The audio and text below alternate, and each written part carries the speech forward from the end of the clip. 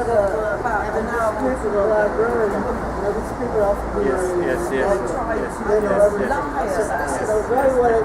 use here by the to say that we are. It's not English.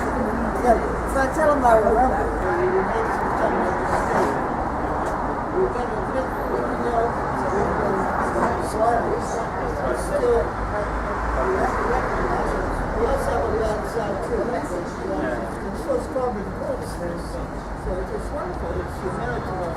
I think it's true he needs to counterattack I agree with you. I agree with you, Eric.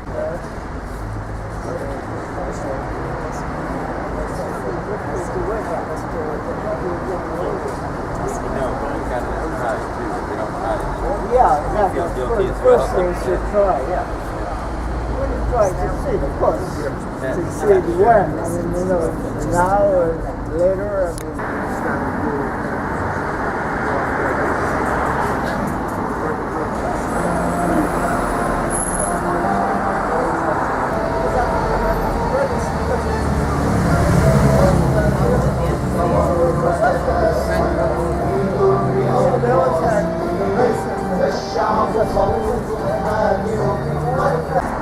We are here today outside the Embassy of Bahrain in London in solidarity with Ali Mushaima, who is on the 24th day of his hunger strike to save the life of his father Hassan Mushaima, who is being denied urgent medical care in a Bahraini dungeon.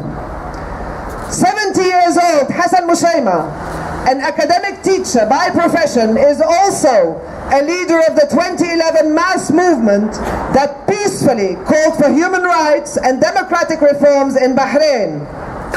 The Khalifa dictatorship, using British weapons and British taxpayer-funded training, along with invading Saudi mercenaries, brutally crushed the peaceful demonstrations, killing over 100 people and caging 5,000 more. In March 2017, Hassan Mushaima, along with other human rights defenders and opposition leaders, were abducted, brutally tortured, and given life sentences in mock trials simply for calling for democracy in Bahrain. Hassan Mushaima was horrifically tortured in Bahrain's notorious jail prison that left him in need of surgery 4 times. In prison, the regime is denying Hassan Mushaima urgently needed medical treatment. His son Ali Mushaima is on hunger strike here in London. He is bravely camped outside the door of the Bahraini embassy on hunger strike since the 1st of August. His demands are very basic. Allow medical care for his father, allow his family to visit, and allow his father access to his books.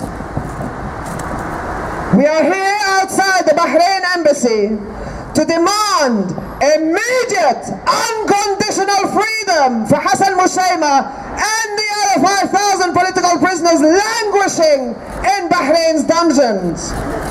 Free Hassan Mushaima!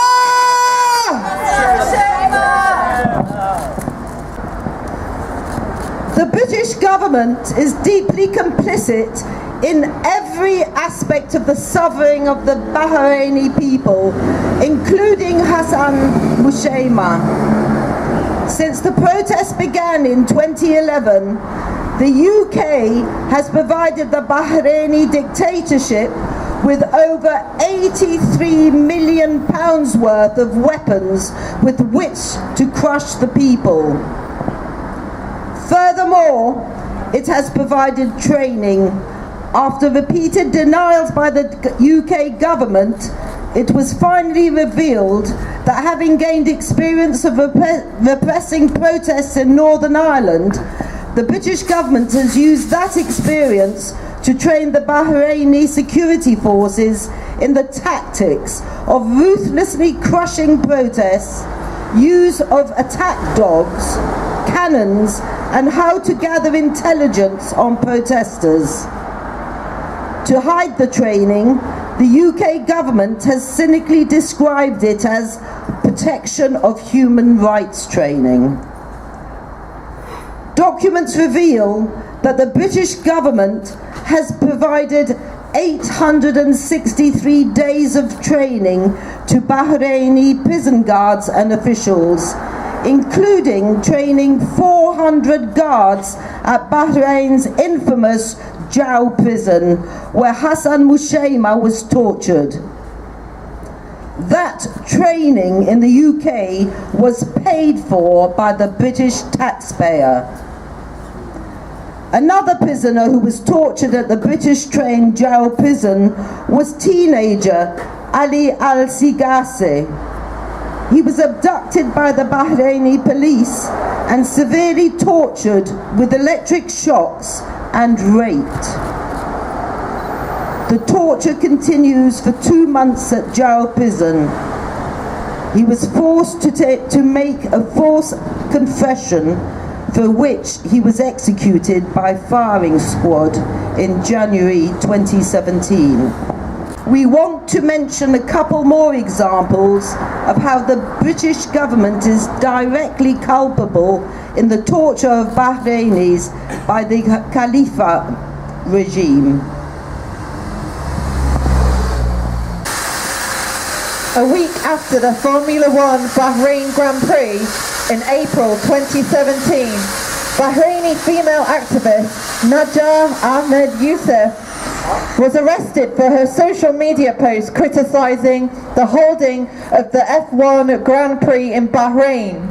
She was tortured at Al Muharraq police station for 4 days, 8 hours at a time. In her own words, Najah describes the ordeal. "If I wrote down the violations I was subjected to, it would be a book. They insulted my honour and dignity. They physically assaulted me, removed my headscarf, tried to tear off my clothes and touch my sexual organs. They threatened me with rape and threatened to kill or put my sons in prison. All of this in the presence of plainclothes officers." Najah was told to sign a pre-prepared confession without reading it.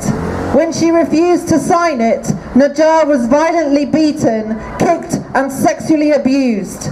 A thug was specifically brought into the police station to frighten her with rape. When she could not take no more, she signed, and for that she was given a 3-year sentence in June 2018. Muharraq police station, where she was tortured, is a beneficiary of the training provided by the UK Foreign Office. In August 2015, Brigadier Fawaz Hassan, the current head of the Muharraq police station, received direct training provided by the UK Foreign Office in Belfast. A month after Najah's torture, another female human rights activist, Ibtasim al-Saeed, was tortured in the same British trained police station. It was for punishment for her testimony at the United Nations Human Rights Council in Geneva. Upon returning to Bahrain, she was arrested and taken to the Muharraq police station, where she was savagely tortured. She was blindfolded and sexually assaulted and threatened with rape if she did not put an end to her human rights activities. She was brutally beaten and had to be rushed to hospital after the interrogation. Al-Saeed told Amnesty, "The men told me no one can protect you. They took away my humanity. I was weak prey to them." Bahraini thugs, having guaranteed from the British government during training courses paid for by the British taxpayer, are guilty of rampant human rights abuses, including murdering peaceful protesters and torturing women and children. Shame on the British government! Shame on the British government! Shame on the British government! Shame on the British government! I want to talk about an incident that happened here last Friday on the 17th of August. The Vice Chair of the Conservative Party, Rahman Kisti, MP for Gillingham and Rainham, visited the Khalifa regime ambassador Fawaz al-Khalifa at the Bahraini embassy. He practically sidestepped to avoid Ali Mushaima outside the door of the embassy, ignoring the physically frail 17 days hunger striker as he went in to pay homage to his favourite dictator. He tweeted about his meeting with the ambassador, not once mentioning Ali Mushaima, as his life and his father's life didn't matter, as if his life and his father's life did not matter, as if they didn't exist. Shame on Hishti. Shame on Hishti. Apart from giving arms and training killers and torturers in Bahrain, the UK also provides political cover for the crimes of the Bahraini regime. Some of this cover is provided by these MPs for cash, who obligingly prostitute themselves to foreign powers for monetary gain. Tory MP Hassan Mushaima is one such MP.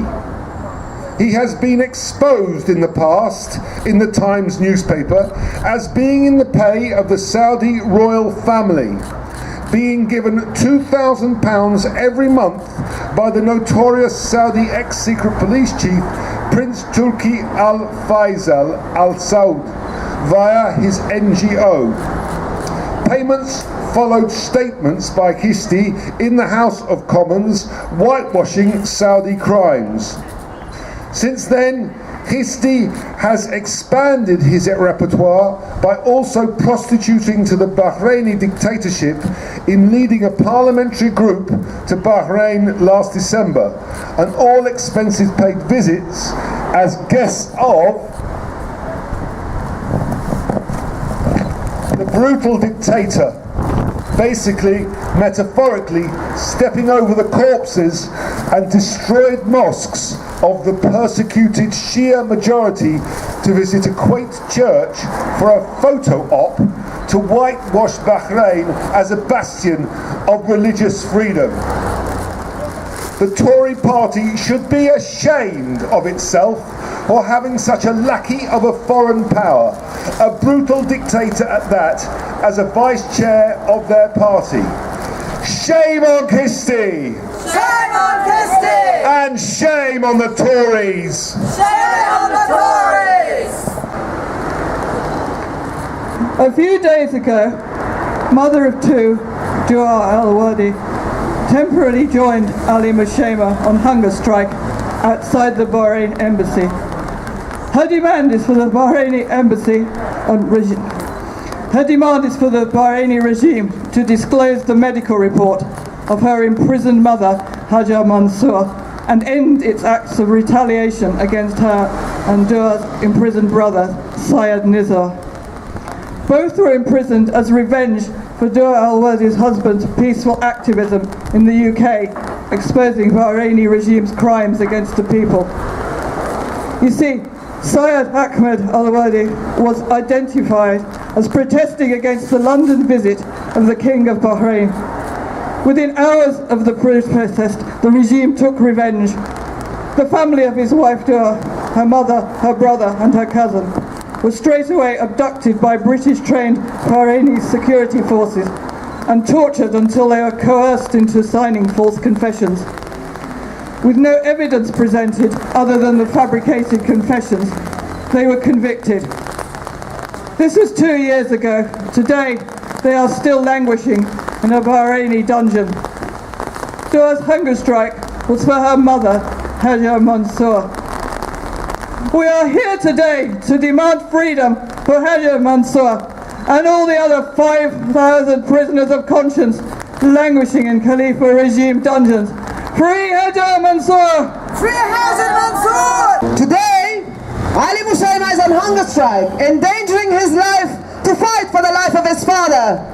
The British government trained the thugs that abducted, tortured and imprisoned Ali Mushaima's father. As citizens of this country, it is our responsibility to speak up and demand the British government stop its support for the butcher of Bahrain and act now to pressure the Bahraini regime to unconditionally and immediately release Ali's father Hassan Mushaima and the 5,000 other political prisoners caged in its dungeons. This is our demand of the British government, to put humanity before profit, to put Ali Mushaima's father's life before arms deals.